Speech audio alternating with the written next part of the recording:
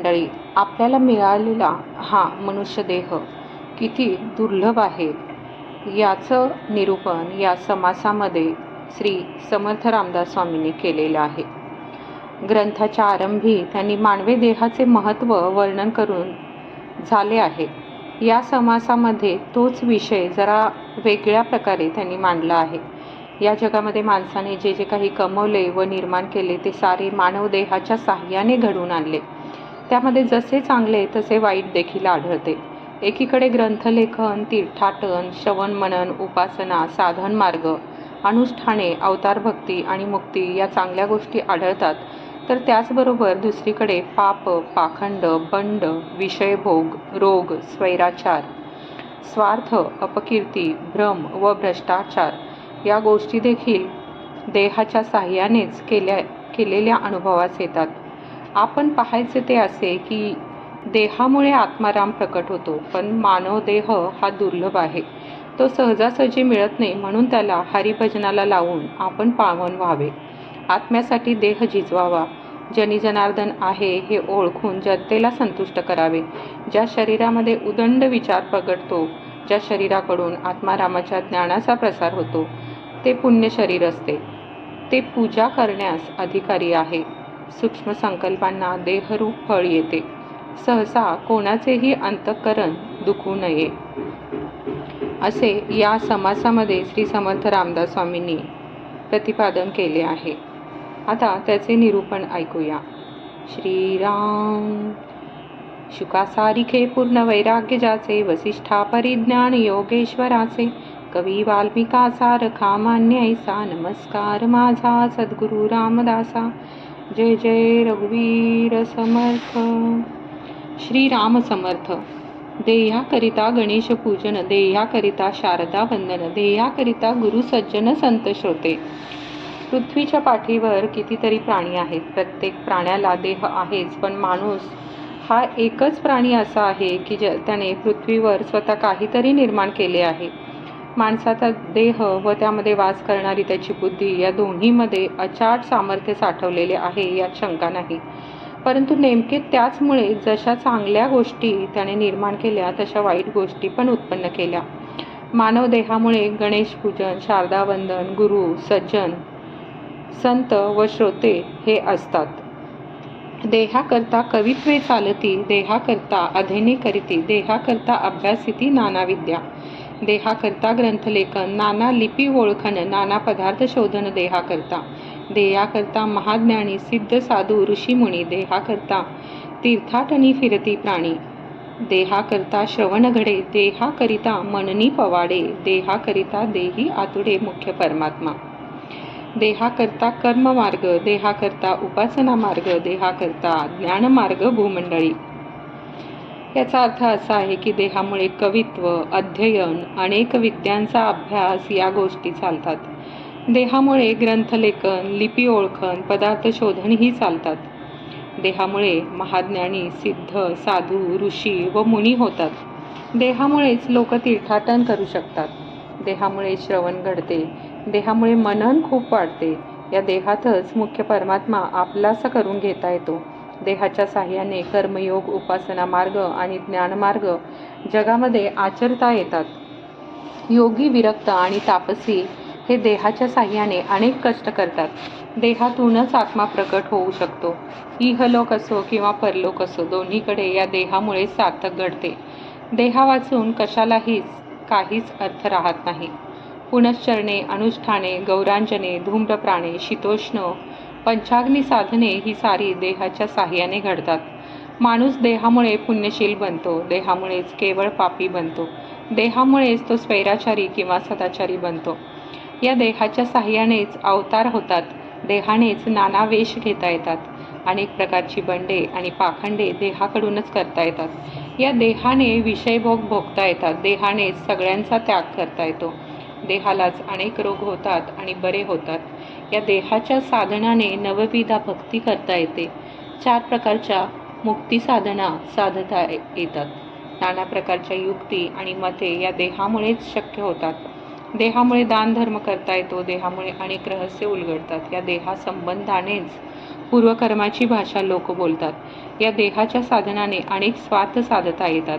देहाने अनेक वस्तू प्राप्त करून घेता येतात.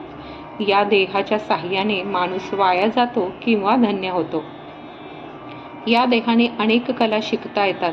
देहाच्यामुळे उणेपणा किंवा अधिकपणा येतो. या देहामध्येच भक्ती मार्गाचा जिव्हाळा उत्पन्न होतो. या देहाने सन्मार्गाची अनेक साधने साध्य होतात. देहाने अनेक बंधने तुटतात. देहाच्या साह्याने आत्मनिवेदन करून मोक्ष लाभतो. मानव देह सर्व देहात उत्तम देह आहे. या देहामध्ये अंतरात्मा वास करतो. या देहामध्ये पुरुषोत्तम आहे ही गोष्ट विवेकी पुरुष जाणतात. या देहाने उत्तम प्रकारची कीर्ती मिळू शकते किंवा अनेक रीतीने अपकीर्ती होऊ शकते. या देहाच्या आधाराने अनेक अवतारांची मालिका होऊन जाते. या देहामुळे अनेक भ्रम होतात, तसेच अनेक मोह होतात. या देहाच्या साह्याने अतिउत्तम पदांचा भोग घेता येतो. या दृश्य जगामध्ये मानव देहामुळे सगळे काही साध्य करून घेता येते. हा देह नसेल तर काहीच साधता येत नाही. देहातून प्रकट होणारा आत्मा देहाच्या अभावी जेथल्या तेथे नाहीसा होऊन जातो. हा देह जणू काय परमार्थाचे तारू आहे. तो अनेक गुणांचे आश्रयस्थान आहे. या देहाने जगातील अनेक रत्नांचा विचार करता येतो. देहाच्या साह्यानेच गायन कला व संगीत कला शिकता येतात. अंतर्यामी वास करणारी जीवनकला देहाच्या साह्यानेच हस्तगत होते. हा देह म्हणजे या ब्रह्मांड वृक्षाचे सर्वोत्तम फळ आहे. मानव देह अत्यंत दुर्लभ आहे, पण या देहाला अगदी शहाणे करावे. जगामधील लहान मोठी माणसे देहाच्या साह्यानेच आपापली कर्मे करतात. त्या कर्मांच्या मध्ये लहान कर्मे व मोठी कर्मे असा भेद असतो. जे जे जीव देह धारण करून येतात ते जीव काहीतरी कर्मे करून जातात. त्यापैकी कितीतरी जीव भगवंताच्या भजनाने पावन होऊन गेलेले आहेत. अगदी मूळ संकल्पामध्ये या जगामध्ये जन्मास येणाऱ्या माणसाचे मूळ आहे. म्हणून जगात वावरणाऱ्या मानव देहामध्ये मूळचा भगवत संकल्पच कार्य करीत आहे हे विसरू नये. अगदी पहिला जो संकल्प झाला तोच अष्टधा प्रकृतीचे मूळ आहे. त्या मूळ संकल्पातून जे अगदी छोटे छोटे संकल्प निर्माण होतात त्यांचे दृश्यफळ देहाच्या रूपाने दिसते. अगदी प्रथमचे जे मूळ स्फुरण आहे तेच जगामधील अनेक मानव देहामध्ये पाहणे योग्य आहे. अनेक देहांच्या अंतर्यामी शोधून पाहिले तर तो मूळ संकल्प आपल्या दृष्टोत्पत्तीस येईल. एखाद्या वेलाच्या मुळामध्ये बीज असते. नंतर त्या वेलाची वाढ होत जाते.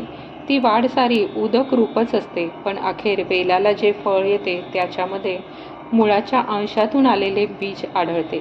त्याचप्रमाणे माणूस हा विश्ववेलाचे सर्वोत्तम फळ असल्यामुळे त्याच्या अंतर्यामी विश्वाचा मूळ संकल्प प्रकर्षाने दृष्टीस पडतो. कोणत्याही वृक्षाचे मूळ बीजामध्ये असते. त्या बीजामधून वृक्षाची वाढ होऊन अखेर त्यास फळे येतात. त्या फळांमध्ये मूळचे बीज प्रकट होते. अगदी याच पद्धतीने जगामध्ये सगळ्या घटना होतात आणि जातात.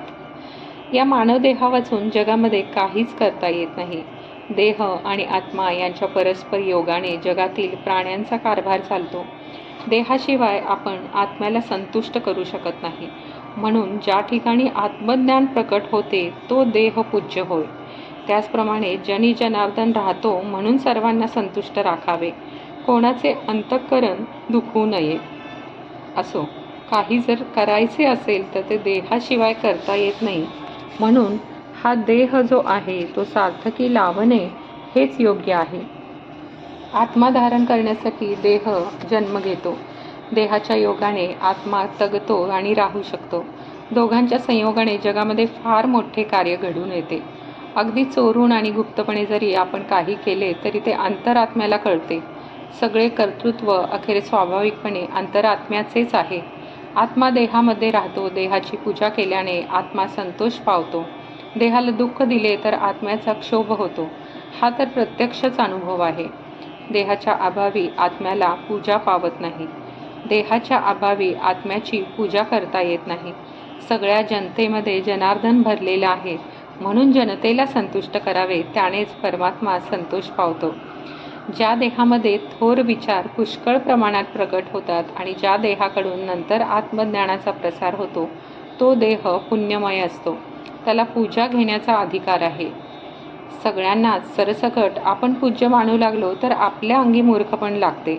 उदाहरणार्थ, आपण एखाद्या गाढवाची पूजा केली तर त्याला काहीच कळत नाही. जो पूज्य असेल त्याला पूजा घेण्याचा खरा अधिकार असतो. पण इतर माणसांना मान देऊन संतुष्ट ठेवावे, कुणाचे मन न दुखवावे हे केव्हाही चांगले. जगदंतरी सगळीकडे भरलेला अंतरात्मा जर क्षोभला तर जगामध्ये राहायला जागा राहणार नाही. माणसाशिवाय माणसाचे जीवन चालणे शक्य नाही. परमेश्वराचे अक्षरशः अगणित गुण आहेत. माणसाला त्याच्या संपूर्ण खाणाखुणा सांगता येणे शक्य नाही.